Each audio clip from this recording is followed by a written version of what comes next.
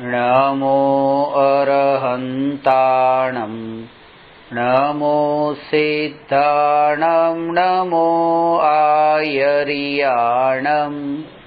नमो उवज्जायाणं नमो लोये सव्वसाहुणम्।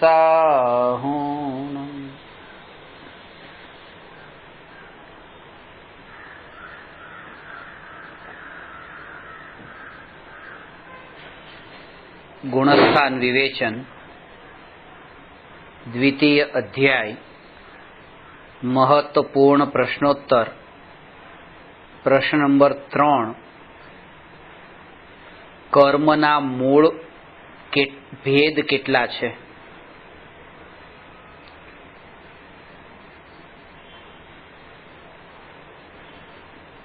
સૌથી પહેલા પ્રશ્ન સમજીએ। કર્મ જેને આપણે કહીએ છીએ એ 3 પ્રકારના છે અને અહીંયા જે કર્મના મૂળ ભેદ સંબંધી પ્રશ્ન છે એ દ્રવ્ય કર્મ સંબંધી પ્રશ્ન છે। 3 કર્મમાં ભાવ કર્મ, દ્રવ્ય કર્મ અને નો કર્મ, આ રીતે 3 કર્મ છે। આત્મામાં ઉત્પન્ન થતા મોહ રાગ અને દ્વેષના જે ભાવો છે એનું નામ ભાવ કર્મ છે અને ભાવ કર્મના નિમિત્તથી કારમાણ વર્ગના કાર્મિક મેટર આત્મા તરફ આવીને આત્મા સાથે એક ક્ષેત્રાવગા સંબંધને પ્રાપ્ત થાય છે એનું નામ દ્રવ્ય કર્મ છે। અને એ કારમાણ વર્ગણામાં જે દ્રવ્ય કર્મમાં 2 પ્રકાર જે છે ઘાતી અને અઘાતીમાં, એ અઘાતી કર્મના ફળમાં જે બહારમાં સર્કમસ્ટેન્સીસ મળે છે એ નો કર્મ છે।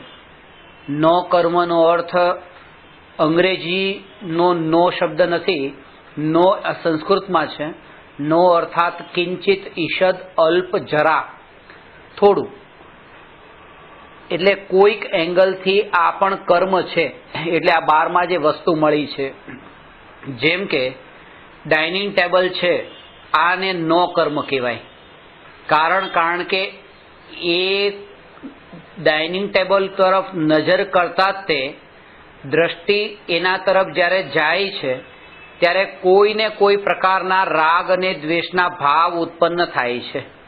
સારું છે કે ખરાબ છે, કે આના કરતાં આ સારું, આના કરતાં આ સારું, એવી કોઈને કોઈ કલ્પનાઓ। તો એટલા માટે કે જગતના પદાર્થોને અજ્ઞાની પદાર્થના રૂપમાં ન દેખીને પોતાની ચિત્ર વિચિત્ર કલ્પનાઓને એમાં જોડીને જ્યારે જ્ઞાતા રહેતો નથી ત્યારે એ અજ્ઞાની એના ફળમાં દુઃખને ભોગવે છે। તો સૌથી પહેલા એ બતાવે છે કે આ જે 3 પ્રકારના કર્મ છે, ભાવ કર્મ, દ્રવ્ય કર્મ અને નો કર્મ, એમાં જે દ્રવ્ય કર્મ છે એ દ્રવ્ય કર્મ ના અહીંયા ભેદ પૂછ્યા છે। એનો ઉત્તર, કર્મના મૂળ 8 ભેદ છે। જ્ઞાનાવરણ, દર્શનાવરણ, વેદનીય, મોહનીય, આયુ, નામ, ગોત્ર ને અંતરાય। આમાં જ્ઞાનાવરણ, દર્શનાવરણ, મોહનીય અને અંતરાય, આ 4 ઘાતી કર્મ તથા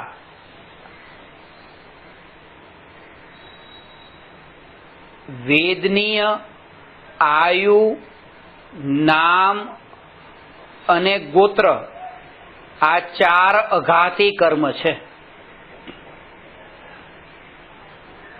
જો ઘાતી અને અઘાતી એ રીતે 2 પ્રકારના કર્મ છે। ઘાતી કર્મનો અર્થ કે જે આત્માના અનુજીવી ગુણોનો ઘાત કરે તે ઘાતી અને આત્માના પ્રતિજીવી ગુણોનો ઘાત કરે તે અઘાતી। જેને સરળ ભાષામાં કહીએ તો જે કર્મ આત્મા સાથે રિલેટેડ છે એ ઘાતી કર્મ છે અને જે કર્મ ફિઝિકલી બોડી અને બોડીથી રિલેટેડ જે કંઈ પણ બહારના સર્કમસ્ટેન્સીસ છે આઉટર ફિઝિકલ ઓબ્જેક્ટ છે, લિવિંગ નોન લિવિંગ બધા જ અંદર આવી જશે. એની સાથે જે કનેક્ટેડ છે એ કર્મનું નામ છે અઘાતી કર્મ. અને આ જૈન ધર્મની આ વિશેષતા છે કે જે વસ્તુ જે મળે છે એ કર્મના ઉદયથી મળે છે. આવું તો આખા જગતમાં બધા દર્શન કહે છે મોટા ભાગના, કે ભાઈ આ જે કંઈ પણ મળ્યું છે, કોઈ વ્યક્તિ ધનવાન છે, કોઈ ગરીબ છે, તો કે તો એના પૂર્વે કરેલા કર્મના ફળને ભોગવે છે. અને એ કર્મના ફળનું સ્વરૂપ આપણને બહુ સારી રીતે ખબર છે કે દરેક જીવ, આ જીવને લક્ષ્યમાં લેવાનો, કે દરેક જીવને એના કર્મના ઉદય અનુસારે એવા પ્રકારના સંયોગ મળે છે અને એને વર્તમાનમાં એના કૃત્યને એના ભાવ દેખીએ તો એવા કોઈ ભાવો દેખાતા નથી કે જે આવા ફળને ભોગવવાને લાયક હોય, પણ એ પૂર્વ ભવના એના કર્મ જ એવા છે. યુરોપમાં કે અમેરિકામાં, ચાઇનામાં એવા સુંદર રૂપવાળા લોકોને આપણે દેખીએ કે એના ચહેરાની ચામડી પણ બિલકુલ એક દાગ ન હોય અને ભોજનની થાળીમાં એવા સી ફૂડ ને એવું ખાતા હોય, તો એમ લાગે કે એક બાજુ આવા પ્રકારના ખાવાના ભાવ અને બીજી બાજુ કેટલી સુંદરતા. આ તો પ્રત્યક્ષ દ્રષ્ટાંત છે કે આમાં વર્તમાનમાં એનો પૂર્વના કર્મનો ઉદય અને વર્તમાનમાં જે આવા માંસ ભક્ષણાદિના જે ભાવ, એ વર્તમાનના ભાવ જેનો એકબીજા સાથે કોઈ સંબંધ નથી. અને એટલા માટે જ તે કે જ્ઞાની, ધ્યાની, તપસ્વી, ત્યાગી, મુનિ કે જેમના શરીરની ચામડી દેખીએ તો કેવી ચામડી, કેવું શરીરનું રૂપ, કે બહારમાં કોઈ સુંદરતા નથી, અનુકૂળતા પણ નથી, કે ત્યાં એને એટલું ધન મળ્યું, એવો દેશ મળ્યો. હવે અહીંયા તો આપણે ભારત દેશના ફૂટપાથ પર પણ ચાલવું હોય તોય તે વિચાર કરવો પડે કે કઈ બાજુ ચાલવું, કારણ કે ઊંચું નીચું, ખાડા ટેકરા કંઈ પણ રસ્તા ઉપર ચાલવા જેવું નથી દેખાતું ક્યાંય. અને એવા દેશમાં, યુરોપમાં ને અમેરિકામાં ત્યાં જન્મેલા અને ત્યાં જ મોટા થઈને ત્યાં જ તેવી રીતે જીવન જીવતા કેવી અનુકૂળતાઓ કેટલી મળી છે. પણ એ અનુકૂળતાઓમાં પણ વર્તમાનના જે ભાવ છે એ ભાવ એના કેવા છે એ જોવાનું. એટલે જૈન ધર્મમાં એ કહ્યું કે પાપી એ નથી જે પાપના ફળને ભોગવે છે, પણ પાપી એ છે જે નવા પાપને બાંધે છે. બેમાં ઘણો ફરક છે. પાપના ફળને ભોગવનારી કોઈ વ્યક્તિ હોય તો એ તો ઝૂંપડપટ્ટીમાં પણ રહેતી હોય ને ભૂખી તરસી પણ રહેતી હોય, પાપના ફળને ભોગવે છે. પણ નવા કોઈ પાપ ન થાય એની જાગૃતિ, અને એ જાગૃતિ પણ આત્માના લક્ષ્ય રહેનારી જાગૃતિ. લક્ષ્ય આત્માનું જોઈએ, અને આત્માનું લક્ષ્ય ન હોય અને જો આવા બધા પ્રકારના ભાવ નથી તો એ ક્યાંક ને ક્યાંક ભ્રમણા છે. કારણ કે એવું દેખીએ છે કે અહીંયા રસ્તા પર કોઈ ટૂંકા કપડાં પહેરીને એવી રીતે અહીંયા ગોઠણની નીચે સુધી કપડાં પહેર્યા છે, પણ થોડોક નીચે ભાગ ખુલ્લો છે, તો કોઈને કોઈ પુરુષ એને જોવે છે, નજર કરે છે એના તરફ કે જોને કેવા કપડાં પહેર્યા છે. હવે એ દેશોની અંદર તો કોઈ નજર જ નથી કરતું, ગમે કેવા બિલકુલ શોર્ટ પહેરે કે કપડા વગરના પણ બીચ ઉપર ફરતા હોય તો પણ કંઈ નથી એને. તો એનો મતલબ એમ નથી કે એ વિતરાગી થઈ ગયા છે, કારણ કે આત્માના લક્ષ્ય વગર આ કોઈ પણ પ્રકારના જે ભાવ છે ન્યુટ્રલ રહેવાના એ હોતા જ નથી. કારણ કે એ ભાવ ત્યાં નથી નીકળતો, પણ બીજે ક્યાંક તો કોઈને કોઈ વેથી તો એ ભાવ એનો બહાર નીકળી જ રહ્યો છે. અહીંયા એ કહે છે કે જળ મૂળથી જો ભાવોને ટાળવા હોય તો એક જ ઉપાય છે કે આત્માની સાધના. ત્યાં એવું છે કે અહીંયા માનો કે હવે 1000 લોકોની વચ્ચે કોઈ એક પહેરે છે એટલે લોકો એને જોવે છે, અને ત્યાં બધા આવી રીતે ફરતા હોય તો કોને નજર કરે, કોના પર નજર કરવા જેવું છે જ નહીં. એટલે એ તો સર્કમટેન્સીસે ક્રિએટ કરેલા આ વિચાર છે. એ જે આદત પડી ગઈ છે બહારથી એવી પડી છે, પણ એ કે સમજણપૂર્વકનું કે 3 લોકની અંદર અને 3 કાળમાં દુનિયાની બધી જ સ્ત્રીઓ નગ્ન કેવળ જ્ઞાનમાં જણાય અને બધા પાપ પણ જણાય, ખાલી આ સ્ત્રીના નહીં, નરકાદીના મારકાટના પાપ ને લડાઈ ઝઘડા ને ત્યાં ઠંડી ગરમી ને ભૂખ તરસ ને બધા જ પ્રકારના કષ્ટ ને દુઃખ ને બધું જ એ કેવળ જ્ઞાનમાં ભગવાનને જણાય, પણ કોઈ ભાવ ન થાય, નો રિએક્શન. એનું કારણ એ છે કારણ કે આશ્રય આત્માનો છે. એટલા માટે કોઈ પણ પર વ્યક્તિ ઉપર ભાવ ન થાય એનો અર્થ એ કે તમે તમારા પોતાના કાર્યમાં જ એટલા વ્યસ્ત રહો કે તમારી પાસે એટલો સમય જ ન હોય કે પરના પ્રપંચમાં તમે પડો, પર ઉપર દ્રષ્ટિ કરો. હવે એ પણ એ છે કે માનો કે કોઈ બીજા તરફ નજર નથી કરતા કે કોણ ક્યાં શું કરે છે, પણ એ પોતાના કામથી મતલબ છે, પણ એને એટલો તો મતલબ છે જ તે ક્યાંક ને ક્યાંક પોતાના કે પોતાના કપડા કેવા છે, કે પોતાના ઘરમાં ફર્નિચર કેવું છે, કે પોતાની ગાડી કેવી છે, કે કોઈને કોઈ એવી વસ્તુનો રાગ તો છે જ તે. ભલે બીજાની ગાડી તરફ નજર નથી કરતા, પણ પોતાને તો એવી રીતે દર 2 મહિને 4 મહિને 6 મહિને ગાડી બદલાવી ગમે જ છે પાછી. એટલે ભાવ ક્યાંક ને ક્યાંકથી રસ્તો કરીને નીકળતો જ હોય છે. પાણીને તમે એવી રીતે ચારે બાજુથી બંધ કર્યું હોય, પણ એ ક્યાંકથી એનો રસ્તો કરીને બહાર નીકળવાનું છે. તો એવી રીતે તે જે ભાવોને આપણે રોકીએ છીએ એ જ્યાં સુધી તમને રાઈટ પાથ ન મળ્યો હોય આત્માનો, ત્યાં સુધી જેટલું પણ તમે કર્યું એ બધા તે સપ્રેસ્ડ ફિલિંગ્સ જે છે એ બધા તે ઉભરો આવવાના છે, સ્પ્રિંગની જેમ. એટલા માટે જે વ્યક્તિ આપણને શાંત દેખાતી હોય કે આના અંદર જો કોઈ ભાવ નથી, પણ એ ભાવ ત્યાં બહાર નીકળતા હોય ત્યાં આપણને ખબર પડે કે જો અહીંયા ભાવ નતા પણ અહીંયા થઈ રહ્યા છે. એની ખબર કોને પડે? પોતે જ જ્યારે આત્મનિરીક્ષણ કરે પોતાના સ્વભાવનું.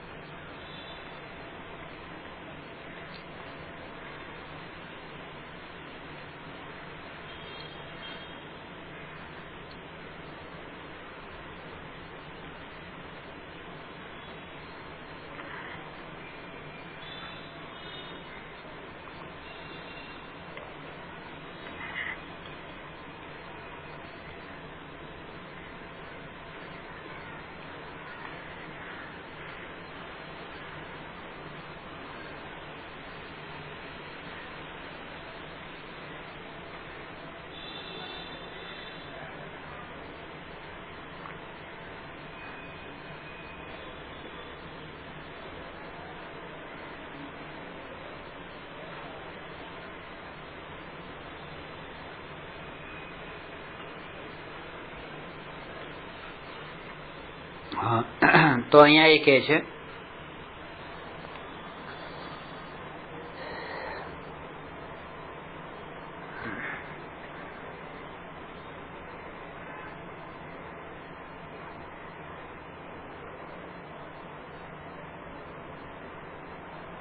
દબાવેલો કશાય જે હોય ને એ એવી રીતે નીકળતો હોય.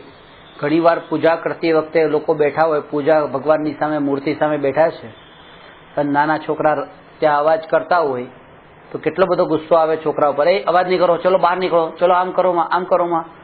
એટલે જેટલો દબાવેલો કશાય જે હોય ને, કશાયના ભાવો એ એવો ઉભરો થઈને એવી રીતે બહાર નીકળતા હોય. સમજણ વગરનો કશાયનો અભાવ થતો જ નથી, એ દમન થાય છે, સંયમ નથી હોતો.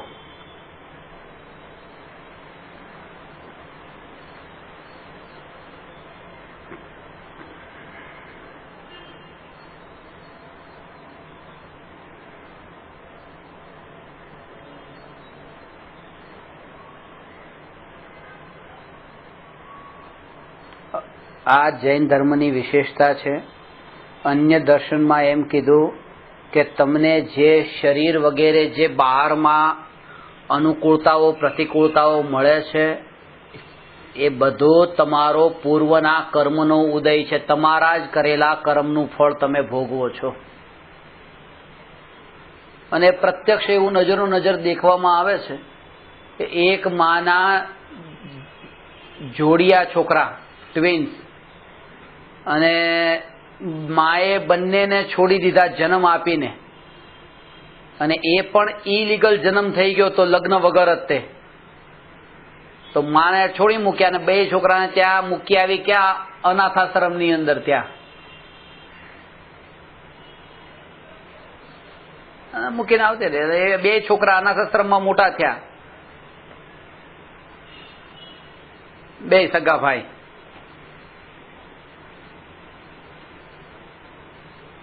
અને પછી એક કપલ અનાથ આશ્રમમાં ગયું કોલાબાથી. બહુ મોટું ફ્લેટ છે, એવી રીતે 2,500 સ્ક્વેર ફીટ, 2,500 સ્ક્વેર ફીટનો મોટો, અને એટલું બધા કોલાબા રહે છે. અને એ સમયે તે ધારાવીથી એક કપલ આવ્યું હતું. એક ભાઈને એક લઈને ગયા, બીજા ભાઈને બીજાએ પસંદ કર્યો. આ 5 વર્ષ પહેલાની સત્ય ઘટના છે. અને એક ધારાવીમાં 5 વર્ષથી રહે છે, ત્યાં મોટો થાય છે, ને એક અહીંયા એવી રીતે કોલાબા મોટો થાય છે ફ્લેટમાં. 501 કરોડ રૂપિયાના માલિક છે બાપા, બધું એના નામે કરી નાખ્યું. એટલે એક જ જગ્યાએ જન્મેલા 2 સગા ભાઈને એકને ધારાવીમાં જવું પડે કે જ્યાં ખાવાય નથી મળતું ટાઈમ પર, અને એકે અહીંયા આવવાનું થાય. આવું કેમ થાય છે? કે આમાં આપણું ક્યાંય કરતા પડવું નથી, કર્મના ફળ છે. લાખ કોશિશ કરો તોય તે તમે તમારું ક્યાંય ચાલવાનું નથી. એક જ ઉપાય છે કે સહજ ભાવે સ્વીકાર. આપણા વિચારો કામમાં આવતા જ નથી, ને આપણી સૌથી મોટી નબળાઈ એ છે કે વિચારોમાં ને વિચારોમાં લીન થઈને વર્તમાનને ગુમાવીએ છે. સવારે 7 વાગે વ્યાખ્યાનમાં જવાનું છે, 5 વાગે ઊંઘ ખુલી, 2 કલાકની વાર છે. બહાર તરફ નજર કરી તો એટલો વરસાદ, મુશળધાર વરસાદ ચાલી રહ્યો છે. ત્યાં વિચારો વધવા માંડ્યા કે પ્રવચનમાં 7 વાગે જવાનું હતું, પણ જો વરસાદ કેટલો આવે છે, એટલી ચિંતા થઈ. પણ 6:55 ના વરસાદ બિલકુલ રોકાઈ ગયો. 7 વાગે જવાનું થઈ. પણ આજે 1 કલાક ને 55 મિનિટ સુધી કેટલા ભાવો થયા. આપણે ભવિષ્યમાં જે થવાનું છે એના માટે જાણતા નથી, અને એટલા ભાવો કરી બેસીએ છીએ, નકામા કર્મ બાંધીએ છીએ. એટલે કહે છે કે બધું ફ્યુચર પ્રિડિસ્ટાઇન છે, તમે એને ડેસ્ટિનીમાં બધું ફિક્સ છે. તમે પહેલેથી આવી આકુળતા ન કરો, અને અત્યારે વર્તમાનને તમે સંભાળો. ભવિષ્યની કલ્પનાઓમાં બહુ ડૂબો નહીં. એમાં વર્તમાનને તમે બગાડો છો ભવિષ્યની કલ્પનાઓમાં ડૂબીને કે કાલે શું થશે. દીકરીને તમારે ભણાવવી છે, અમેરિકા ભણાવવી છે, પણ એના કર્મ લઈને આવી છે. એકવાર એનો પણ એટલો વિચાર કરવો કે એના પોતાના કર્મ લઈને આવી છે. જો એના કર્મ જેવા બળવાન હશે તો ગમે ત્યાંથી ધન આવી જશે. બાકી ગમે એટલી લાખ કોશિશ કરીશ ને જો એના કર્મમાં જ જો લખાયેલું નહીં હોય તો મારા ભાવ કરવાથી કંઈ થવાનું નથી. અને અંતે મને શું મળવાનું છે, પાછું એનોય વિચાર કરવો. તમને અમેરિકામાં દીકરો દીકરી ભણે એ રૂચે છે. શું કામ રૂચે છે? કે તમારા સંબંધોમાં, તમારા સગા સંબંધીઓમાં એમના પણ દીકરા દીકરી પરદેશમાં ભણ્યા છે એટલે તમારે મોકલવા છે? તો અહંકારને પોષવા જ મોકલવા છે. સીધી વાત છે. કે ત્યાંનું ભણતર તમને સારું ઊંચી ક્વોલિટીનું લાગ્યું એટલા માટે ભણવા મોકલવા છે. એટલે કયું લક્ષ્ય તમારું કયું છે મહત્વનું. પણ લક્ષ્યમાં ખાસ એ કે દરેક જીવને પોતાને એના પોતાના પણ કર્મના ઉદય. કારણ કે આ ઘરમાં જન્મ લેવા માટે તમારા ઘરમાં એ દીકરીનો જન્મ થયો, એ જ આત્મા તમારા ઘરમાં જન્મ્યો, એના માટે શું કર્યું? કંઈ ન કર્યું. તમે શું કર્યું? કે એ આત્માને તે અહીંયા બોલાવવા માટે કંઈ નહીં. તમે એની ઇન્વિટેશન લેટર, તમે કંકોત્રી મોકલી હતી એને કે બેટા તું આવજે અહીંયા મારા ઘરે જ તે? કંઈ નહીં, આવી ગઈ. એટલે કહેવાનું કે જેની સાથે તમારા ઋણાનુબંધ હોય, તમારા પોતાના ઉદય હોય, તો પરમાત્મા હે ભગવાન તમારી પાસે એને આવવાનું થાય જ તે. આ વાતને તમે અવેરનેસ રાખો, આને તમે જાગૃતિપૂર્વક તમે એવરી મોમેન્ટ અવેરનેસમાં તમે એવી રીતે જાગતા રહો, બેહોશીમાં ન વર્તો. અને એટલા માટે બેહોશીમાં ન વર્તો કે મેં એને જન્મ આપ્યો છે. એ વાતે એવરી મોમેન્ટ તમે રિયલાઇઝ કરો કે એના પોતાના કર્મના ઉદયથી એનો જન્મ થયો છે. એને પણ એના ઉદયને પણ સાથે રાખો. એકલું તમે તમારું ન ઘટિત કરો કે મેં આ કર્યું. કારણ કે તમારા હાથમાં થોડું હતો જન્મ આપવાનું. જન્મ આપવાનું તમારા હાથમાં હોત તો તમે દીકરીને કેમ જન્મ આપ્યો? દીકરાને જ કેમ ન આપ્યો? તમારા હાથમાં બધો કંટ્રોલ હતો, દીકરાને આપવો તો, દીકરો જન્મ આપવો તો, દીકરી શું કામ આવી? અને તમારા હાથમાં જો હતું તો પછી એવી રીતે 9 મહિને જ શું કામ? 7 મહિને જ આપી દેવો તો, 8 મહિને જ આપી દેવો તો, 10 મહિને આપવો તો, 9 મહિને જ કેમ? એટલે એ કે બધું જ એના પોતાના ઉદય અનુસાર એવી રીતે લખાયેલું છે.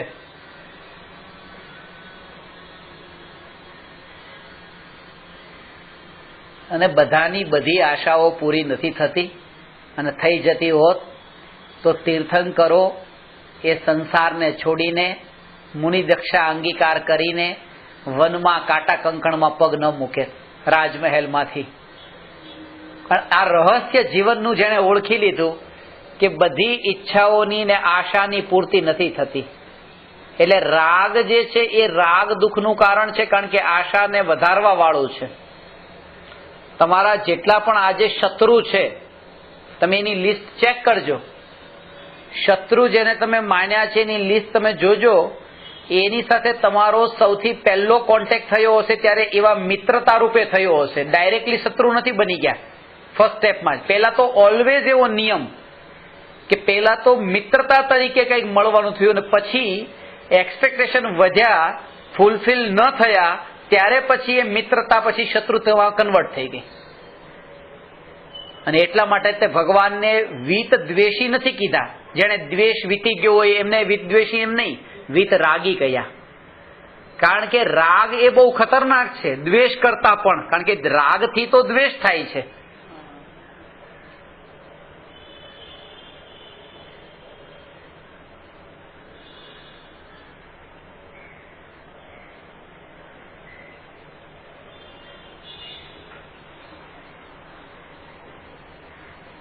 એ પણ આપણી ડેસ્ટિનીમાં લખ્યું હોય કે આની સાથે રાગ થશે, આની સાથે દ્વેષ થશે, એવા એવું કઈ બધું જ લખ્યું, બધું એના એવા એવા પ્રકારના.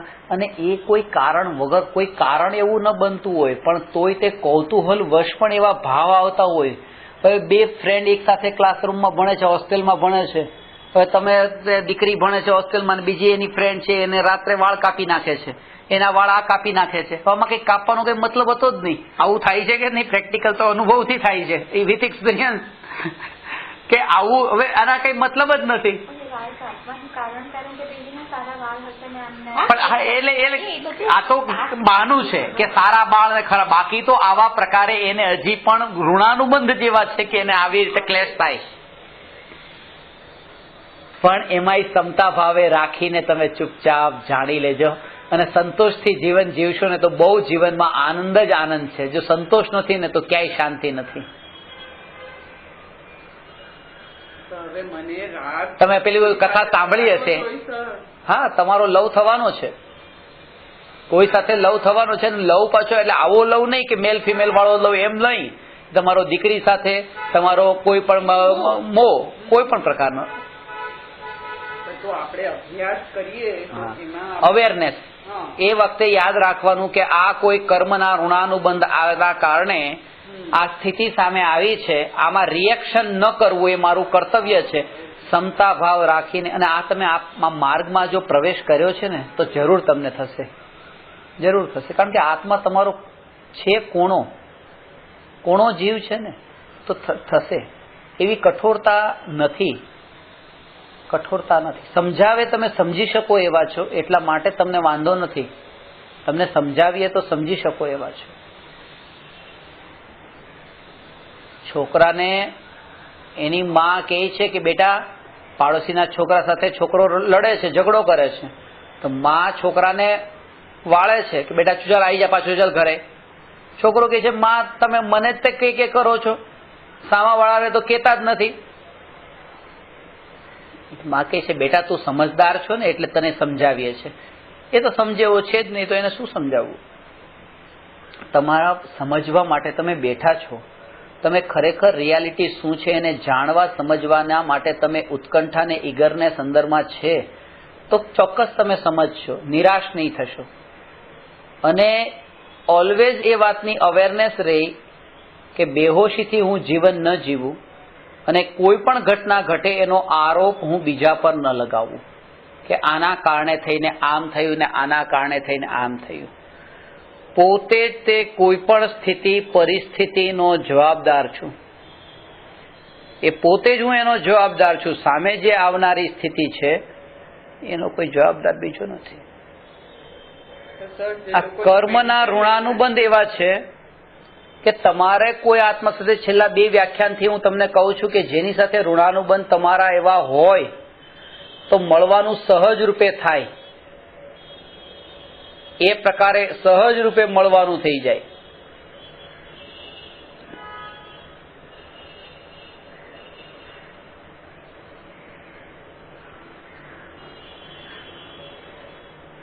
અને જ્યારે ઋણાનુબંધ તમારા પૂરા થાય, બંને પોતે તમારી જીવન અહીંયા જીવતા હોય ને પતિનું અહીંથી દેહાવસાન થઈ ગયું, આ તમારા એ આત્મા સાથેના ઋણાનુબંધ પૂરા થયા. આટલા એ આ આયુષ્ય પૂરું થયું. તો એ રીતે તે વિચાર કરતા તે આપણા માથા પર જે કર્તૃત્વનો બોજો છે કે મારા કારણે આ બધું ચાલી રહ્યું છે, એનો સ્વીકાર થાય. એનો સ્વીકાર થાય કે આમાં મારું કંઈ નથી.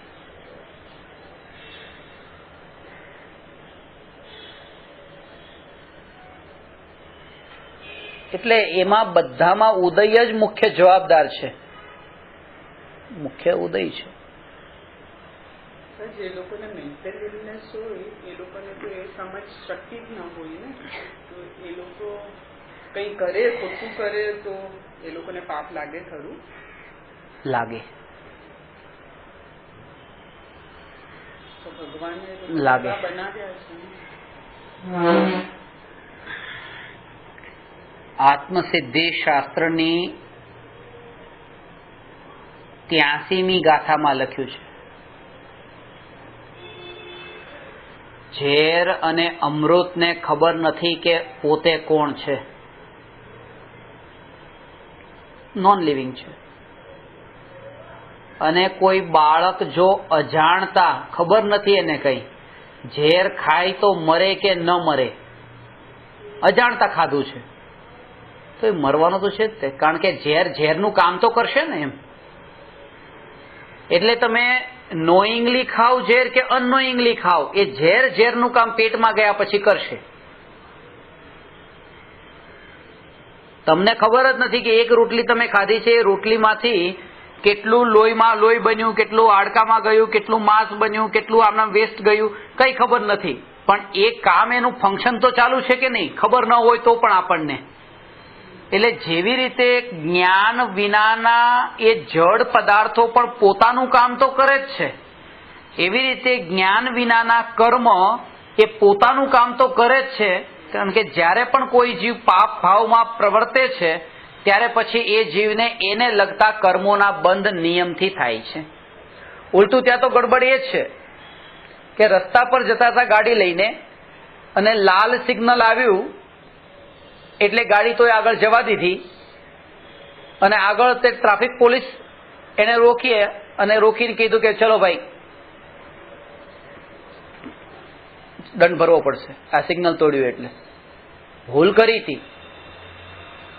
તો આણે કીધું કે સાહેબ મને ખબર જ નથી. કે શું ખબર નથી? મને ખબર નથી કે લાલ હોય ત્યારે રોકવી પડે.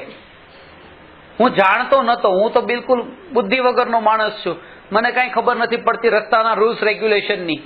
સિગ્નલ તોડવું એ ભૂલ છે, અને સિગ્નલ ઉપર ગાડી ઊભી રાખવી પડે એને જાણવું જ નહીં, એ તો બહુ મોટો અપરાધ છે. એટલે એ કે કોઈ પણ જીવ પાપ કરે છે તો એ તો ભૂલ છે જ તે, પણ પાપની ખબર પણ એને નથી કે આ ભૂલ મારી થઈ ગઈ છે, એ પણ એક ભૂલ કઈ છે, અને એના કર્મ એને બંધાય છે. નહીં તો એના કારણે એ જ તે જાણ્યા પછી જે છે ને, જાણ્યા પછી પણ બંધાય છે. એમાં એને કર્મોના બંધ, ઇન્ટેન્સિટી ભાવો ઉપરની છે, ભાવ પરની ઇન્ટેન્સિટી છે. એટલે દાખલા તરીકે સીધી વાત તમને બતાવું કે આજે આઠમ છે અને તમે મુસ્લિમ પરિવારમાં જન્મ થયો. આજે આઠમ છે, તમે જૈન પરિવારમાં જન્મ થયો, અને તમને ખબર છે કે આઠમ ચૌદસ પાળવી જોઈએ, અને તમે લીલોતરી ખાઓ છો, તમે લીલોતરી ખાઓ છો, તો તમને એ સ્થિતિમાં તમને વધારે કર્મ બંધાશે જૈનને. કારણ કે આટલું જાણતા હોવા છતાં પણ હજી અંદરનો રસ નથી છૂટતો, પેલાને તો ખબર નથી. એટલે વાત એ છે કે ઊંઘના કાળે પણ આ ભાવો ચાલતા હોય છે. ઊંઘના કાળે તો કઈ ખબર નથી પડતી, પણ ત્યારે કર્મ બંધાય છે.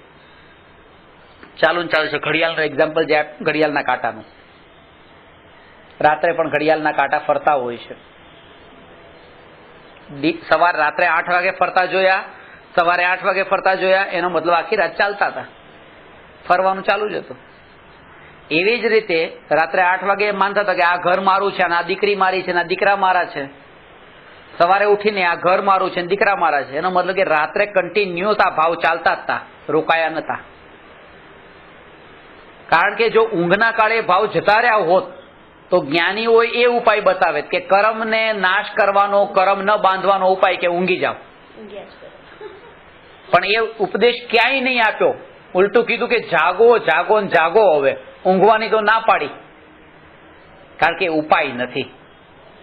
કમસે કમ જાગતા હશો તો આ સાંભળીને પણ તમારા વિચારોમાં બદલાવ આવશે. અત્યારે ઘરે બેઠા ઊંઘતા હો તો એક ચાન્સ પણ નતા. જે અત્યારે ઓપોર્ચ્યુનિટી લાઈફમાં મળી છે તમને, સદુપયોગ કરવાનો ભાવ આવે. એટલે અવસર મળ્યો તો અવસરને ગુમાવવો નહીં. અને જીવનમાં આવો અવસર બહુ ઓછા જીવોને મળે છે, ને ઓછા જીવ એનો સદુપયોગ કરે છે. જે પ્રાપ્ત છે એના ઉપર નજર કરીને તમારી પાસે આવું સુંદર શરીર, આવું સારું પરિવાર, આવી સારું દીકરી, આવું બધું તમારો માહોલ, આવા તમારા મિત્રો, આ બધા યોગ તમને અત્યારે છે. અને ખાવા પીવા નથી એમ નહીં, એના માટે ધન છે. પણ પેટ ભરવાની તકલીફ નથી. જે પેટી ભરવાનો પ્રોબ્લેમ છે એમાં જે તમને અસંતોષની ભાવના અંદર પડી છે, એ તમને દુઃખી કરે છે. અને જો આ વિચાર રાખ્યો કે ઘણું બધું પ્રાપ્ત થયું છે, પણ આપણી વૃત્તિ જેવી જન્મથી છે. જેમ દાંતનું દ્રષ્ટાંત છે, જે દાંત પડી જાય છે જીભ ત્યાંની ત્યાં જ જાય છે. ખાલી ભાગ હોય ને ત્યાં એમ્પ્ટી સ્પેસ જે છે ત્યાં જ તે જીભ જાય. 31 દાંત છે પણ જીભ ત્યાં જતી જ નથી, વચ્ચે વચ્ચે ત્યાં જ ફરતી હોય.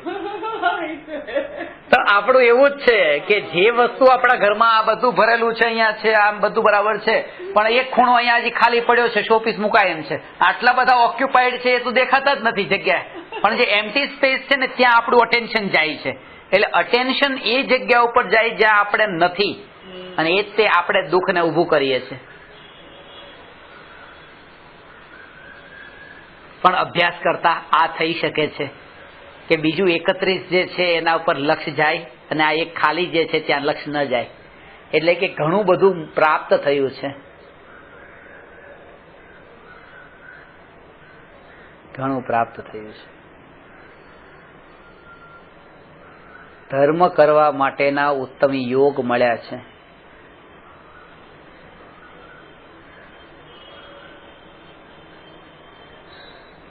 એવી ઉત્તમ સુવિધાઓ પ્રાપ્ત થઈ છે. સિક્રેટ ઓફ જૈનિઝમ જ્યારે પૂરું થયું ત્યારે એન્ડમાં લખ્યું છે કે આચાર્ય દેવે જે શાસ્ત્રોની રચના કરી એ તાડના પત્તા પર કાંટા વડે છેદ કરીને એમાં બ્રેલ લિપિ જેમ થાય એવી રીતે શાસ્ત્ર લખ્યા હતા. અને એક ભૂલ પડે તો આખું પાનું પછી ખરાબ થાય. અત્યારે કેટલી સુવિધા આપણને મળી છે કે કોમ્પ્યુટર પર ટાઈપ કરીએ, એક વર્ડ અલગ થઈ ગયો તરત તે બેકસ્પેસ કરીને એવી રીતે ડિલીટ થઈ ગયું. એવી રીતે અને તરત એના ઉપર બીજું લખાઈ ગયું. એટલે કોઈ ચેકાચેકી નહીં, કશું જ નહીં. એમ કે માનો કે 4 પેરેગ્રાફ લખ્યા છે ને ખબર પડે કે બીજા પેરેગ્રાફ પછી એક ત્રીજા પેરેગ્રાફ પહેલા એક પોઈન્ટ લખવાનો હતો, તો તરત એવી રીતે વચ્ચેથી એવી રીતે કરીને ત્યાં. એટલે અત્યારે કેટલી સુવિધા કેટલી મળી છે. આજનો જે જમાનો છે એ ધર્મ કરવા માટેનો એવો ઉત્તમ યોગ મળ્યો છે આપણને, જો એનો સદુપયોગ કરવાની આપણા પાસે એવી રીતે ભાવના હોય તો. બાકી પાપ પણ એટલા જ થાય છે અત્યારે, અને એનો સદુપયોગ પણ ઓછો થાય છે. પણ કરવું હોય તો કરી શકાય છે. એ ટેકનોલોજીથી દૂર નથી ભાગવાનું, એનો સદુપયોગ કરવાનો છે. હું તો આ જ નહીં વાપરું, હું તો વાપરીશ જ નહીં, હું મોબાઈલ વાપરું જ નહીં, મેં મોબાઈલમાં વાત કરવાનું બંધ કરી દીધું. નહીં, મોબાઈલ વાપરો, હું વાપરું. મોબાઈલ ઉપર મારા દર રવિવારે શનિવારે આ બધે વર્લ્ડમાં જ્યાં અલગ અલગ કન્ટ્રી બધે લેક્ચર થાય છે 6 કલાકના, મોબાઈલ પર જ. વાંધો નહીં, છે તો સદુપયોગ કરી લો. કોમ્પ્યુટર છે તો એનો સદુપયોગ કરી લો. જે વસ્તુઓ તમને મળી છે એનો સદુપયોગ કરો, એને છોડવાની વાત ન કરો. મુનિરાજો પણ છોડતા નથી, સદુપયોગ કરે છે મળ્યું છે એનો, એ લેવલમાં. કે આત્માનું કઈ દુનિયામાં છે જ નહીં, તો શરીર આત્માનું છે, આત્માને શરીર તો જુદા છે. તો મુનિ જે છે, સાધુ છે, સુસાઇડ કેમ નથી કરતા કે આને છોડી દો, ઘર છોડી દીધું એમ શરીરે છોડી દો. શરીરનો તો સદુપયોગ કરે છે કે મનુષ્ય જન્મ મળ્યો છે, જીવન મળ્યું છે, તો મુનિ ધર્મનું પાલન કરીને એનો ઉપયોગ કરી લો. એટલા માટે અત્યારની ભૂમિકામાં તમે વસ્તુને છોડવા કરતા વસ્તુનો સદુપયોગ કેવી રીતે થઈ શકે એ કરો. ને હું ઘણી વાર કહું છું કે તમે આ મકાન જે છે એ તમારા પતિના નામ પર છે અને તમે અહીંયા એવું શુભ કાર્ય કરી રહ્યા છો અને જેનું આ મકાન નથી, બહારથી લોકો આવીને આ જગ્યા ઉપર શુભ કામ કરે છે, ધર્મનો સ્વાધ્યાય કરે છે અને જેના નામે છે એ પાપના પોટલા બાંધે છે. એટલે કહેવાનો મતલબ એ છે કે વસ્તુ તમારી પાસે, તમે ઓનર તો થઈ ગયા એના, તમારા નામ પર તો વસ્તુ છે, પણ તમારા નામ પર જે વસ્તુ છે તમે એનો કેટલો યુઝ કર્યો.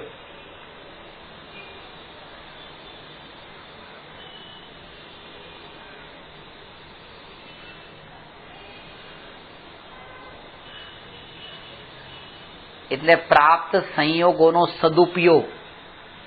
સદુપયોગ અને એટલે જેટલું પણ પુણ્યના ઉદયથી તમને મળ્યું છે. આ એક ફોન છે,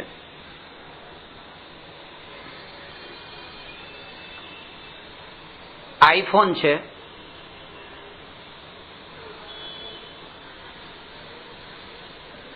એપલ 5.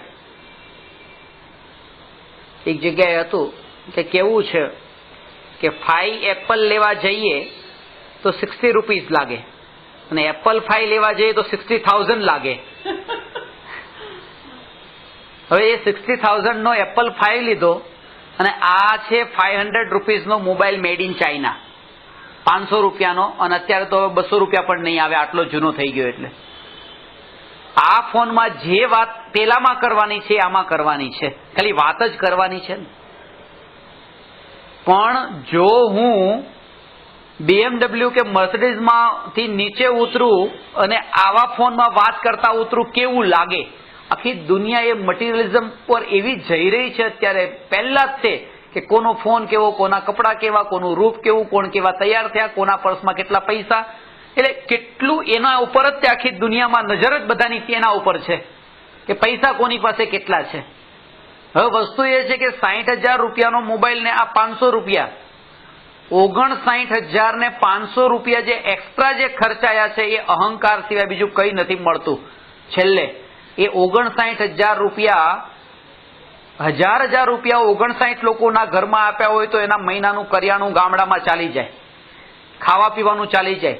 તો એના ઘરમાં કોઈના પેટમાં રોટલી મળતી હોય તો મારે એ એપલ 5 વાપરવાની કોઈ જરૂર નથી. આ વસ્તુ વાપરીને આપણે એનો સદુપયોગ કરી લો.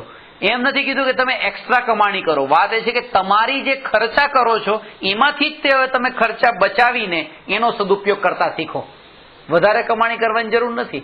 અને તમે પોતે એનું એનાલિસિસ કરશો તો ખબર પડશે કે કેટલું અનનેસેસરી તમે શોપિંગ કરવા નીકળો છો. કોઈ વસ્તુની જરૂર હોતી જ નથી. એ જે વસ્તુ તમે લાવ્યા છો, તમારા હાથમાં જે આજે વીંટી પહેરી છે, વીંટી તમે કેમ પહેરી, કેમ લઈ આવ્યા? કારણ કે તમે કોઈની જોઈ એવી. તમે જે ડ્રેસ લઈ આવ્યા, આવો ડ્રેસ તમે કેમ લાવ્યા? કારણ કે તમે આવો કોઈનો જોયો તો. તમારા ઘરમાં પેન્ટિંગ છે, એવું ક્યાંથી લાવવાનું મન થઈ ગયું? ક્યાંક એવું જોયું હતું. અમેરિકા વગેરે દેશોમાં તો એવી રીતે છે કે જે રીચ પર્સન, જે ધનવાન લોકોના ઘરમાં જો પિકાસોનું એવી રીતે પેન્ટિંગ ન હોય, ચિત્ર ન હોય, ચિત્રપટ, તો એમ લાગે કે આ કોઈ ધનવાન નથી, મિડલ ક્લાસ લાગે એને. એકાદું પિક્ચર તો જોઈએ જ તે પિકાસોનું, પછી ખબર કઈ ન પડતી હોય કે આના અંદર શું ભાવ છે, મિનિંગ કોઈ ખબર ન, ગતાગમ કઈ ન પડતી હોય, પણ પિકાસોનું ચિત્ર જોઈએ. એટલે જે યુઝ કરીએ છીએ ને વસ્તુઓને આપણે, એની કોઈ જીવનમાં જરૂરિયાતો કશી જ નથી હોતી. હવે આવા શોપીસ મોંઘા લાખ 2 લાખ રૂપિયા, 5 10 લાખ રૂપિયાના લઈને મૂકી દેતા હોઈએ ઘરમાં, લોકો મૂકે છે. પણ કોઈ તરસ્યાને કે ભૂખ્યાને એક પાર્લેનું બિસ્કિટનું પડીકું પણ આપવું હોય ને, હું શું કામ આપું? એટલે એમ કરીને સ્વાર્થ ભાવથી પોતે આપણે પોતાને પોષતા હોઈએ છે. તમને જે કંઈ પણ પ્રાપ્ત થયું છે તો કે એનો તમે સદુપયોગ કરો, બસ સદુપયોગ કરો. અને બાકી બધું જે બહારમાં મળે છે બધું જ તે પુણ્યના ઉદયથી મળે છે. એમાં આપણું કંઈ કરતા પણ નથી.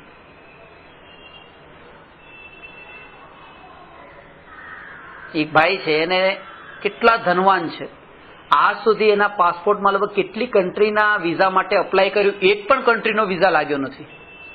રિજેક્ટ. સિંગાપોર જેવી કન્ટ્રી પણ રિજેક્ટ. બહુ પૈસાદાર છે. તો એ મને મજાક કરતા હોય, કારણ કે હું જયારે ફૂટપાથ પર ઊંઘતો ત્યારે ચપ્પલ રાખતો હતો માથા ઉપર ઓશિકા રૂપે.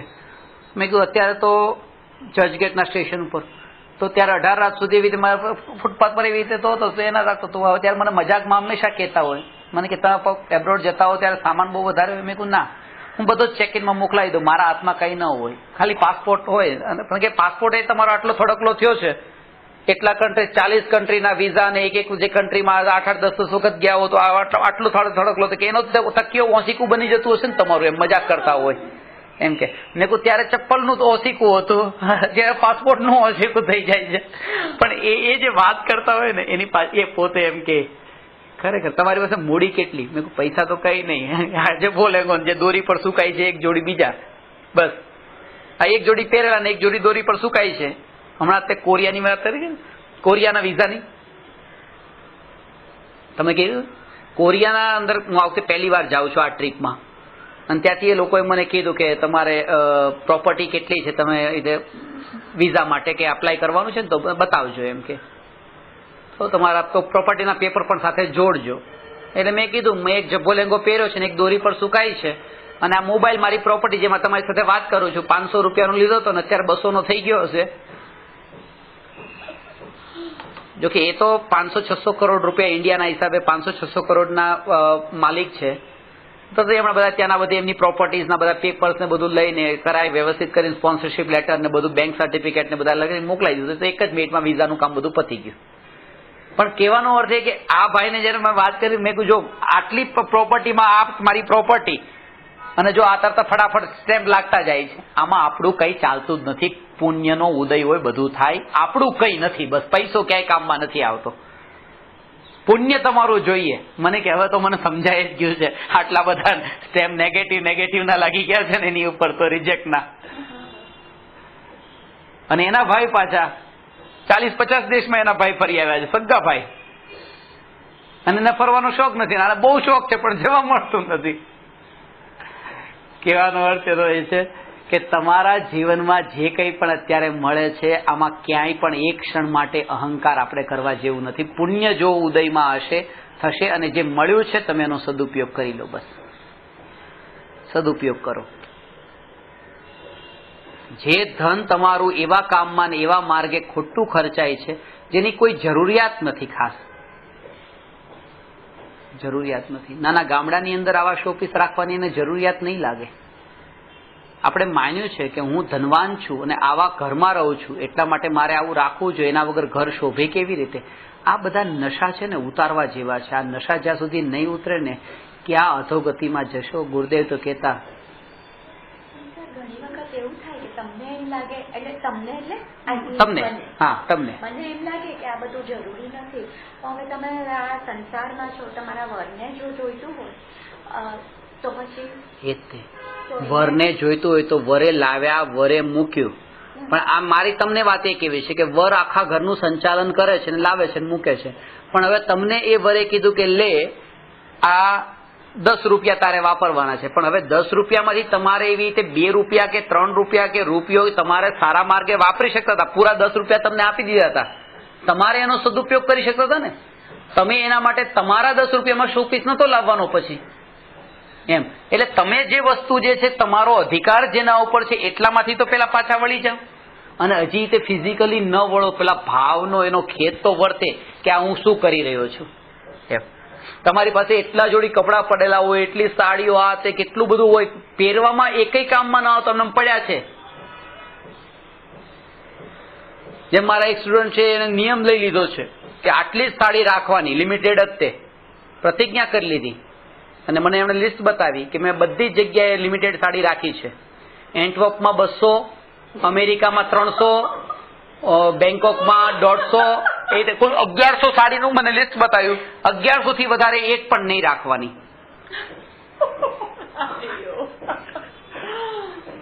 શું મતલબ છે? એટલે જે વસ્તુ તમારે પહેરવાના પહેરવા જયારે બેંકોક જતા હોય તો કે 2 દિવસ 3 દિવસ જતા હોય, કે એન્ટોપ જતા હોય તો ત્યાં આવી રીતે 2 દિવસ જતા હોય, પણ હવે આ નિયમ રાખી લીધો બસ કે 300 નો 150 નો 200 નો.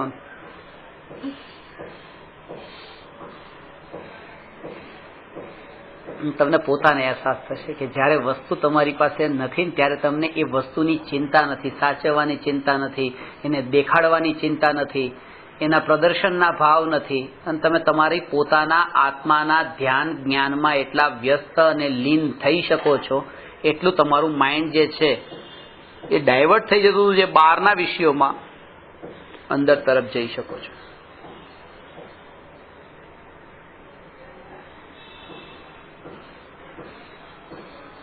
અહીંયા એ કહે છે કે કર્મ જે છે એમાં અઘાતી કર્મના ફળમાં બહારના સંયોગો અને ઘાતી કર્મના ફળમાં આત્મામાં જે ભાવો થાય છે એ રીતે એનો સંબંધ બતાવ્યો છે. આ જૈન ધર્મની વિશેષતા એ છે કે ભાવ જે આત્મામાં ઉત્પન્ન થાય છે એ ભાવ પણ કર્મના ઉદયથી ઉત્પન્ન થાય છે. આ પણ ખાસ સમજવા જેવું કે કોઈ વ્યક્તિનું મળવાનું થયું એ તો કર્મના ઉદય એવા થયા, પણ એના પ્રત્યે લવનો ભાવ થયો ને એ પણ કર્મના ઉદયથી થયો. તો કે તો પછી કંટ્રોલ નહીં કરવાનો, આપણે રાગ નહીં કરવાની વાત કહીએ છીએ તો કે વાત એ કીધી કે તમારે જે છોડવાનું છે ને, રાગ છોડવાનો છે, તો પેલા એમ જાણી લો કે આ રાગ મારો નેચર નથી, ઇટરનલ નેચર નથી, સ્વભાવ નથી, ત્રૈકાલિક, આ ક્ષણભરનો છે. કારણ કે વસ્તુને છોડ્યા પહેલા વસ્તુને પોતાની માનવાની છોડવી પડે. આ થોડી વાત સમજવા જેવી છે કે અત્યારે આ પણ એક વસ્તુ છે અને આ પણ એક વસ્તુ છે. હવે આ વસ્તુ જે છે આ 2000 રૂપિયાની વસ્તુ છે અને આ વસ્તુ છે એ 200 રૂપિયાની વસ્તુ છે. હવે આ 200 રૂપિયાની વસ્તુ જે છે આ જો અહીંયા છૂટી જાય તો કેટલી આકુળતા થાય છે. 2000 રૂપિયાની વસ્તુ અહીંયા છૂટી જાય તો કઈ નથી થતું કે આમાં મારું છૂટી ગયું, રહી જાય અહીંયા તો એમ લાગે મારું કંઈક રહી ગયું. હવે એ તે કે 20 કરોડ રૂપિયાનો ફ્લેટ પણ છોડીને જતા હોઈએ તો કઈ નથી થતું, પણ 200 રૂપિયાનો મોબાઈલ છૂટી જાય તો મારો મોબાઈલ છૂટી ગયો. પણ 20 કરોડનો ફ્લેટ મારો ક્યાં હતો કે 50 કરોડનો ફ્લેટ મારો ક્યાં હતો? પણ જેમ કરોડોની સંપત્તિ હોય પણ જો મારાપણું ન હોય તો છોડવાની કોઈ તકલીફ થતી નથી. ખાલી એક પેન પણ 5 રૂપિયાની રહી ગઈ હોય તો ફોન કરી મારી પેન રહી ગઈ છે ત્યાં, એમ નથી કીધું પેલો ફ્લેટ રહી ગયો છે, કારણ કે મારી છે, મારાપણાનો ભાવ. અને જ્ઞાની છે એ જ્ઞાની એમની સ્થિતિ એ છે કે જગતમાં એક પરમાણુ પણ મારો કહેવાને લાયક નથી, કારણ કે કોને હું મારો કહું? આ રિયાલિટીને જેમણે અંદરથી ભાવથી ભીંજાઈને સમજેલી છે એ જીવને હવે આખા જગતની દરેક સ્થિતિનો સ્વીકાર ભાવ સહેજે થાય છે. કોને હું મારા કહું? નજરની સામે તે અનિત્યતા દેખાય છે, અનિત્ય સંયોગો દેખાય છે. એટલે આ જે સંયોગ અને સંયોગી ભાવ, એના માટે અહીંયા આપણે ચર્ચા કરી અને સંયોગી ભાવમાં ઘાતી કર્મ અને સંયોગમાં અઘાતી કર્મનું પ્રકરણ લીધું. હવે પ્રશ્ન નંબર 4 જે છે એ મોહ કોને કહે છે, રાગ કોને કહે છે, દ્વેષ કોને કહે છે, 4, 5 અને 6 એ પ્રશ્નમાં બતાવશે. અને એ કહેશે કે હજુ પણ અવસર તમે ગુમાવો નહીં, જાગો અને ચેતો, ગુમાવા જેવું નથી, પછી પછતાવાનો અવસર ન આવે. એટલે જેટલો પણ સમય તમને મળ્યો છે એમાં જેટલું બને એટલો સત્સંગ અને શાસ્ત્ર સ્વાધ્યાય, તત્વ વિચાર, વાંચન કરીને તમારા આત્માનું હિત કરો, એવી અહીંયા ભાવના પાડી છે. નમો અરહંતાણમ નમો સિદ્ધાણમ નમો આયરિયાણમ નમો ઉવજ્જાયાણમ નમો લોએ સૌવસા.